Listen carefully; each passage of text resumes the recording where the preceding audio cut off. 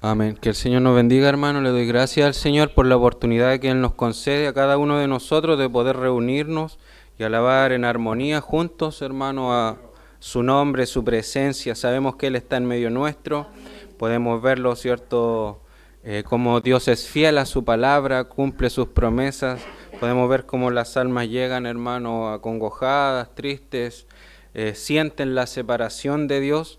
Pero acá pueden encontrar descanso, hermano, refugio en Cristo. Y luego cuando ellos vuelvan a su hogar, sepa bien que Dios sigue con usted. Sigue, y porque Él permanece fiel a sus promesas, a su palabra. Nosotros podemos ser infieles, pero Él siempre permanecerá fiel. Él es Dios. Amén. Vamos a ponernos de pie, vamos a buscar la palabra del Señor. Romanos capítulo 9. Romanos capítulo 9.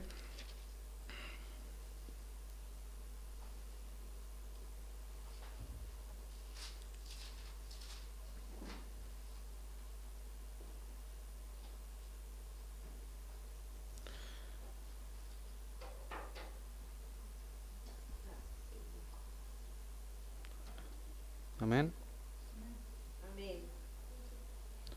Vamos a leer desde el versículo 8.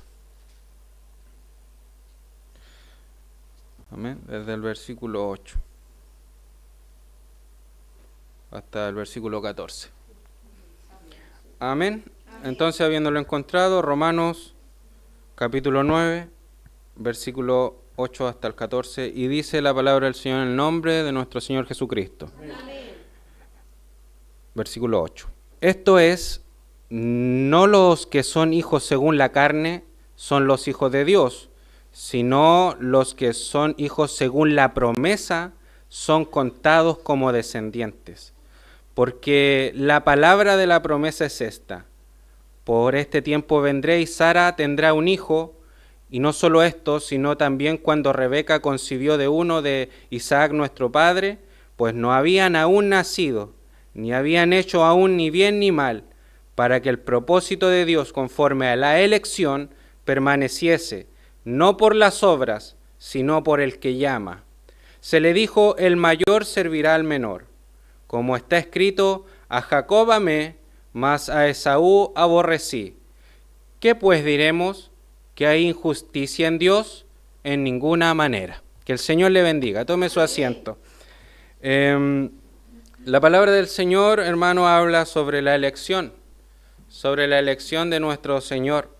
Y como muchos, inclusive sobre todo en aquel tiempo, cuando la promesa había venido, ¿cierto?, sobre Abraham, y se sentía y se comprendía de que la promesa era hacia la descendencia étnica o descendencia de carne, pero Dios, por medio de Pablo, ¿cierto?, y obviamente por medio del sacrificio de Cristo, nos hizo también a nosotros los gentiles aceptos delante de un Dios tan santo. Y debemos comprender, hermano, que la elección de Dios no es como muchos hoy en día piensan que es, porque hoy en día, ¿cierto?, cuando hablamos de a quién escoge Dios, muchos piensan, ¿cierto?, de una forma errada, que ellos eran los que tenían algo especial para que la promesa de Dios permaneciera conforme a la elección. Pero realmente, ¿cómo es que escoge Dios? ¿Cómo es que Él entrega salvación y vida eterna? ¿Acaso es que nosotros hemos escogido a Dios? ¿O la realidad es que Él nos escoge a nosotros? Y debemos comprender que el amor de Dios es tan grande de que Él no vio algo primeramente en nosotros para que su propósito permaneciese. Lo podemos ver en estos dos hijos, ¿cierto? Y eran gemelos, hermanos. Eran totalmente iguales. Usted pone a dos gemelos, ¿cierto?, y son idénticos. Por algo son gemelos. Entonces, Dios nos quiere revelar de esta manera alegórica quizás, de que aunque estos niños fueran totalmente iguales, el amor de Dios se fijó en uno. Y es así como nosotros hoy en día debemos comprender que la elección es incondicional. Dios escoge a su pueblo, a sus hijos, pero no lo hace a través de una condición que ellos cumplan, sino que cuando los ve en el abismo, cuando nos ve totalmente desorientados, hundidos en el pecado, su amor extiende su mano amorosa y nos saca del pecado. Entonces, no debemos pensar que la elección es por medio de lo que Dios vio en mí, ni que Él, cierto, que cuando dice la palabra del Señor, los que antes conoció, a estos también llamó, y a estos también justificó, y ahí está la seguidilla de la salvación. Debemos comprender de que cuando Él vio desde la eternidad, y aún nosotros ni habíamos nacido, así como estos hijos, Jacob y Esaú, aún no habían hecho ni bien ni mal, para que la elección de Dios permaneciera. Entonces muchas veces creemos nosotros que somos tan malvados que Dios no se va a fijar en nosotros, o que tenemos tantos problemas que Dios no está para andar solucionando los problemas. Pero realmente cada uno de los que ya estamos en este lugar, Dios nos encontró en nuestro peor momento. Y ahí fue cuando Él mostró su gloria, porque ahí es cuando se manifiesta su poder, en medio del pecado, en medio de la maldad del hombre, en medio de la contaminación de este mundo. Dios resplandece por medio de su luz, por medio de su santidad. Entonces, hermanos, debemos comprender que no es algo que yo necesite cumplir para que Dios me haya escogido, sino que luego de su elección, Él me santificará. Pero no debo yo intentar santificarme primero para venir a Dios, sino que después que Él ya me ha traído, Él comenzará una obra y la culminará hasta el día en que Él vuelva. Entonces, tan solo debemos confesar con nuestros labios que Él murió por nosotros. Hoy vemos en la Escritura, hermanos, y debemos dejar al lado los sentimientos, esa vanagloria que muchas veces el ser humano tiene y debe humillarse delante de nuestro altísimo Señor. Porque al ver esta ilustración de que estos niños, ¿cierto?, no habían aún hecho ni bien ni mal para que la elección de Dios permaneciera. Claramente podríamos pensar que Dios siempre, como lo sabe todo, Él va a prever si yo le voy a escoger. Él va a prever, ¿cierto?, como muchos dicen, si yo me voy a comportar como Él quiere. Pero eso para nada demostraría un Dios poderoso, sino que claramente al ver que Él transforma, ¿cierto?, a las vidas, ahí podemos realmente ser deslumbrados por su poder. La elección entonces no depende de nosotros, no depende de nuestras obras, no depende de nuestras decisiones, ni depende de nuestra voluntad. Depende únicamente del propósito eterno de su gracia soberana. Amén. Entonces, dos hermanos, Jacob y Esaú, y a través de ellos vemos cómo Dios obra su elección. Y esta verdad es nuestra gran esperanza. En eso quiero enfocar este mensaje. Es nuestra esperanza, ¿por qué? Porque si fuera por algo que Él pudiera ver en nosotros, sin duda, nosotros arruinaríamos el plan de Dios. Sin duda, si fuera por nuestras capacidades, sin duda arruinaríamos todo el plan del Señor. Pero la Escritura dice, y no solo esto, sino también cuando Rebeca concibió de uno de Isaac nuestro padre, pues no habían aún nacido, ni habían hecho ni bien ni mal, para que el propósito de Dios conforme a la elección permaneciese. Y aquí viene, mire, no por las obras, sino por el que llama. Por la fidelidad del que llama, y el que llama es el Señor, amén, por medio de su Espíritu. Amén. Entonces, si nos detenemos aquí, ¿cierto?, antes que hicieran lo bueno y lo malo, antes que cualquier obra pudiera brillar, Dios ya había decidido a quién amar y también a quién aborrecer. Entonces, nuestra esperanza y única es la bondad y la misericordia de Dios. Y usted debe detenerse a ver que si usted siente esta atracción por Dios, de alguna manera deja, ¿cierto?, horas de su día para venir, acudir a escuchar la palabra del Señor, acudir a unirnos en cánticos de alabanza, a venir a orar. Si ve que siente esa necesidad, déjeme decirle que no es algo natural en el ser humano, es algo que provoca el Espíritu Santo de Dios. Y es ese Espíritu que le dice a nuestro espíritu de hombre que somos hijos de Dios. Porque al hombre natural, déjeme decirle que no le interesa esto. No busca la salvación, no busca la vida eterna. No hay quien busque a Dios. No hay ninguno bueno, no hay ninguno justo. Entonces, esta es nuestra esperanza de que si hoy estamos aquí es porque Él nos está atrayendo a Él.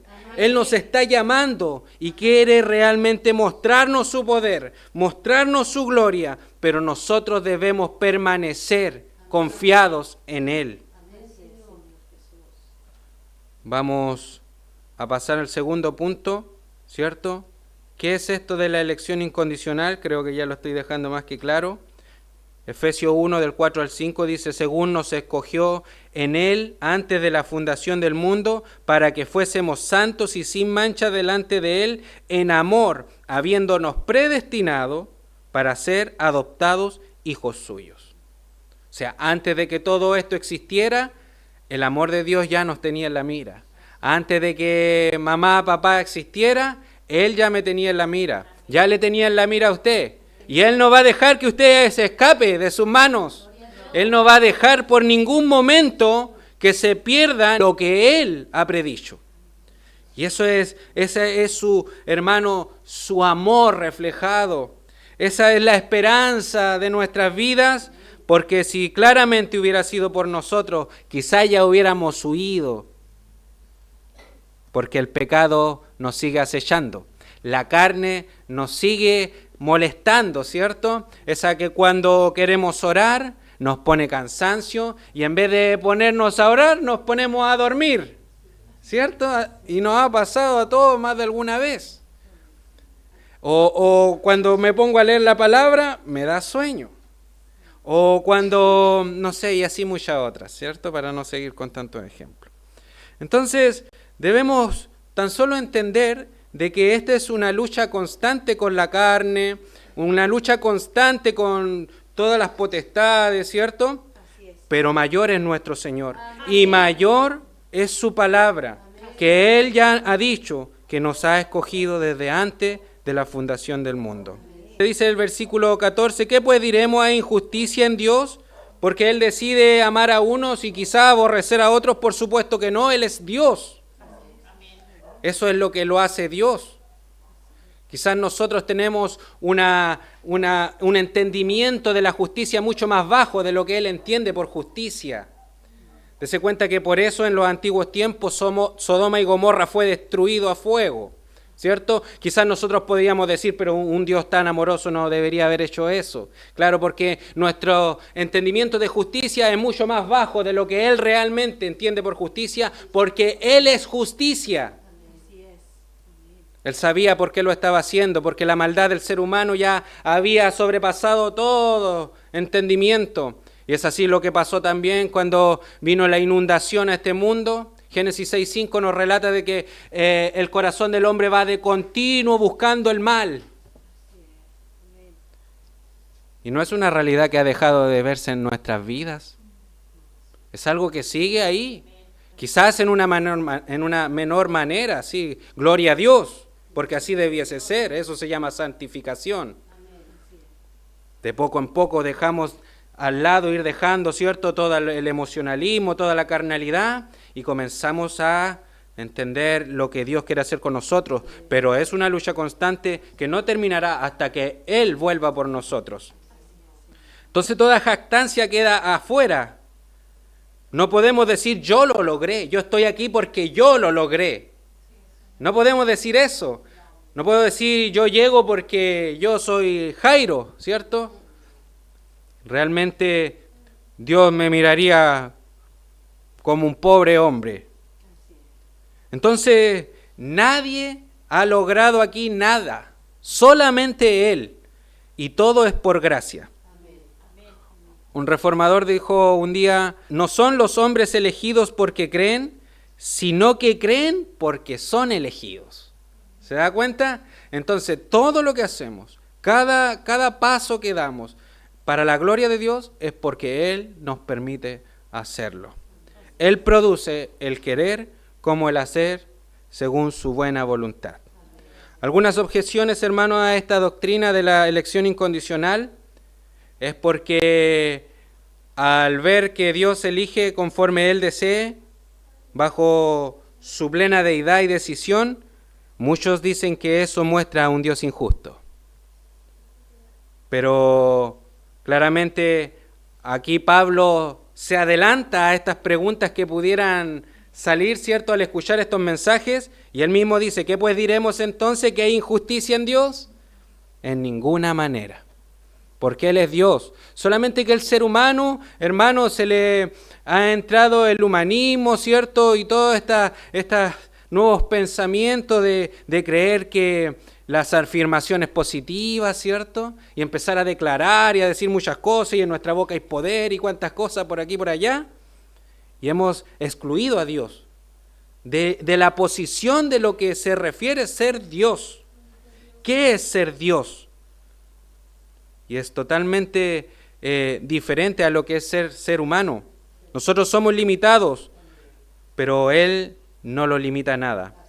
Y por lo tanto debemos comprender que esto jamás mostrará a un Dios injusto, porque Él, si hubiera sido realmente justo, no debió haber elegido a ninguno. Eso es justicia completa. Que todos se pierdan, que todos nos vamos al infierno. Eso era justo. ¿Por qué? Porque la paga del pecado es muerte. Esa es la paga del pecado. Por lo tanto, Él tan solo mostró su amor y su gracia y nos sacó de donde nada valíamos. Entonces, antes de pensar que Dios es injusto, mejor descansemos en su gracia. Hermanos, entonces, si Dios tratara a todos con justicia, como decíamos, todos estaríamos condenados. La salvación no es un derecho, la salvación es un regalo. Nosotros no teníamos el derecho de salvarnos, teníamos el derecho de morir en el infierno. Pero ahí se revela su amor, su gracia, y es por ella que estamos aquí. Otros dicen que si Dios tan solo escoge, ¿cierto?, y nosotros nada podemos hacer, dejaríamos excluida la responsabilidad humana. Pero realmente no es así, porque podemos ver que aunque Dios nos ha escogido, muchas veces seguimos con ese corazón corrompido deseando el mal. Deseando. Entonces, Él no es que nos esté arrastrando, ¿cierto? Esa es una forma de verlo. Muchos piensan que la elección incondicional es Dios arrastrando a los pecadores hacia la gracia. Pero realmente no es eso, porque nos podemos dar cuenta las muchas veces que caemos, que algo no me parece, ¿cierto? Y comienzo a hablar de más, y murmuro, y Dios me está viendo, y soy el hijo escogido. ¿Se da cuenta? Entonces Dios quiere que nosotros nos tomemos de su gracia, pero que trabajemos. Por lo tanto, la responsabilidad del hombre no queda excluida, sigue ahí, intacta. Pero estos pensamientos vienen por el tema del libre albedrío, hermano. ¿Usted ha escuchado del libre albedrío, cierto? No, todo el ser humano tiene libre albedrío, cada uno elige lo que quiere, yo escojo A o escojo B. Claro, para las cosas banales, claro que sí. Yo decido comer poroto o comer fideos con salsa, ¿cierto? Eso es una decisión banal. Pero el libre albedrío, el pensamiento humanista, a lo que quiere llegar es de que usted tiene decisiones para escoger a Dios. Pero realmente no es así. En el huerto del Edén es el libre albedrío que os sometido al pecado. Recuerde que Adán y Eva, Dios les dijo, sojuzgar la tierra, pónganle nombre a los animalitos, pero ustedes no me van a comer del fruto del bien y del mal, ¿cierto? Estoy parafraseando, obviamente. Pero, ¿qué pasó? Con ese libre albedrío que ahí sí teníamos, decidimos hacer mal. ¿Y qué pasó? El pecado sometió ese libre albedrío. Entonces ahora, cada vez que elegimos, sin la influencia del Espíritu Santo, escogemos el pecado.